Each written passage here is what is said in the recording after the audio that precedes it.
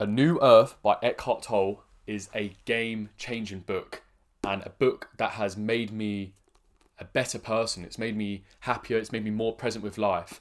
And I'm going to try my best to convince you to buy this book and read it. Okay? So, what I've written down 3 actionable takeaways and 3 things I learned from this book. And I'm going to go through them with you now. So, first lesson learned: you can decide your relationship with the present moment. Now, I know that sounds rather vague, but I'm going to read you a little extract from the book. Once you have reached a certain level of consciousness, and if you're reading this, you almost certainly have, you are able to decide what kind of relationship you want to have with the present moment. Do I want the present moment to be my friend or my enemy? Now, I don't know about you. That is powerful. Do I want the present moment to be my friend or my enemy? And that sums up a whole bunch of what being present actually is. Because the only moment you're living is right now. This is the only time we're actually living is the present moment. So if you spend your whole life with the present moment being your enemy, you're constantly carrying that burden with you. You're constantly carrying that enemy around. So to have that, what kind of relationship do you want to have at the present moment? For me, that was a really powerful lesson, just to see it written down, a good way to think about it. And he goes on to say, Eckhart, the present moment is inseparable from life. So you are really deciding what kind of relationship you want to have with life. Once you've decided you want the present moment to be your friend, it is up to you to make the first move. Become friendly towards it. Welcome it no matter in what disguise it comes, and soon you will see the results. Lesson 1. You can choose your relationship with the present moment, and you should choose for it to be your friend. But jumping into lesson 2, I've got the page open here. Become comfortable with uncertainty. And now Eckhart goes on to say, when you become comfortable with uncertainty, infinite possibilities open up in your life.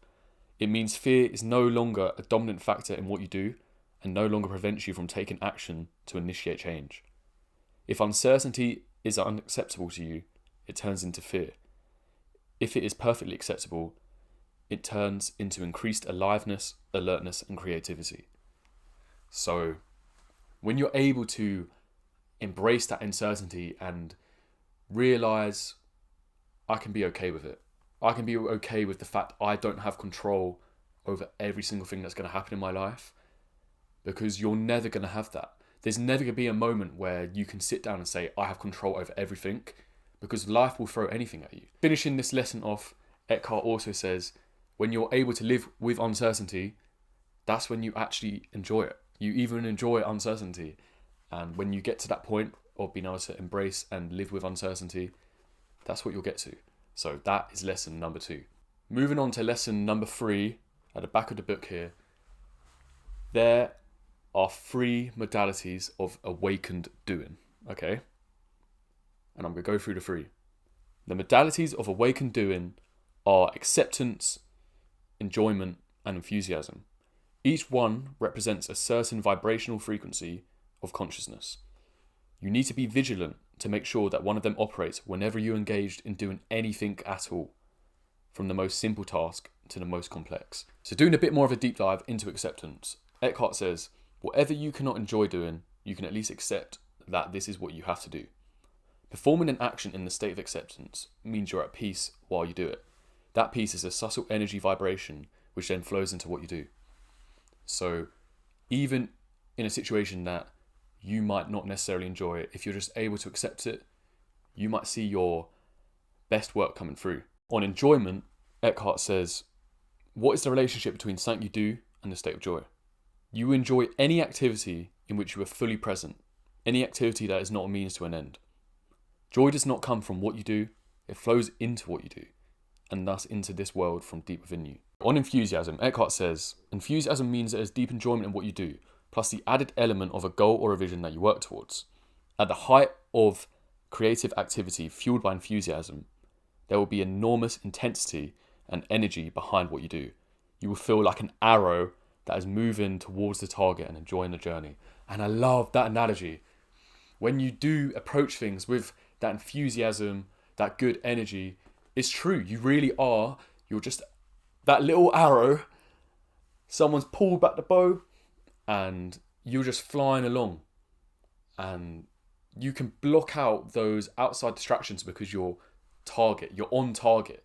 You aren't worried about what's going on around in that external space around the arrow. You're going straight towards the target, and that's powerful. It's powerful to be able to get yourself into that state, and being able to get into that state is really important. Summing up this lesson, enjoyment of what you were doing combined with a goal or a vision that you work towards becomes enthusiasm. Even though you have a goal, what you're doing in the present moment needs to remain the focal point of your attention. Otherwise, you will fall out of line with your universal purpose. Eckhart, those are 3 lessons that I will remember for the rest of my life. So moving on to 3 actionable takeaways. Actionable takeaway number 1 is to slow down more. Now, Eckhart describes slowing down. If you're not spending all of your waking life in discontentment, worry, anxiety, depression, despair, consumed by other negative states, if you are able to enjoy simple things like listening to the sound of the rain or the wind, if you can see the beauty of clouds moving across the sky, or be alone at times without feeling lonely, or needing the mental stimulus of entertainment, if you find yourself treating a complete stranger with heartfelt kindness without wanting anything from him or her, it means that a space has opened up, no matter how briefly, in the otherwise incessant stream of thinking that is the human mind. When this happens, there is a sense of well-being, of a live presence, even though it may be subtle. The intensity will vary from person. The intensity will vary from a perhaps barely noticeable background sense of contentment to what the ancient sages of India called Ananda, the bliss of being. I do find myself often, I can rush. Sometimes I'll wake up and my mind is like a to-do list. And I start going around the motions of just doing this. It's not always the best thing to do, because a lot of the times, how necessary is it for you to actually do those things? Not always. And if you're not consciously going through the motions, you're just not being present, and it's good to slow down, remember what you're doing, remember where you are, remember that you are alive. Consciousness is always just one breath away. As someone who's a bit of a rusher and can find it hard to relax at times, it's a good message to hear. And hopefully this helps some of you, because this has definitely encouraged me to slow down more. And even just as an example, yesterday I was walking home from going out with some friends. Normally a 20-minute walk. I did that walk in about 50 minutes. I just took my time, took in every little thing around me, and I loved it, and I felt so much better for it. So this is definitely going to be something that I take forward in my own life. Actionable takeaway number 2 is to practice breathing, conscious breathing. Now, Eckhart says, 1 conscious breath is enough to make some space where before there was uninterrupted succession of one thought after another. 1 conscious breath, taken many times a day, is an excellent way of bringing space into your life. Now, you might not recognize this straight away if you haven't practiced conscious breathing before, but get into this present moment that Eckhart is so keen for us to get to and is encouraging us to get to this present. Conscious breathing, and you will find yourself, your eyes are awakened. Again, it's like you've just woken up and you're looking around. You might have just been mindlessly going through the actions and not even realised it. So get in that conscious breath in, and just try and get into a habit of doing that conscious breath, many times a day. And you will be more present, because doing that conscious breath brings you to the present. And every time you do it, you'll be brought back to the present. So the third and final takeaway for me was to be purposeful with all of your actions. Now, Eckhart says, when you look upon what you do or where you are as the main purpose of your life, you negate time. When you negate time, you negate the ego. That means there is quality in what you do, even in the most simple action. Like turning the pages in the phone book or walking across the room. The main purpose for turning the pages is to turn the page. The secondary purpose is to find a phone number. The main purpose for walking across the room is to walk across the room. The secondary purpose is to pick up a book at the other end, and the moment you pick up the book, that becomes your purpose.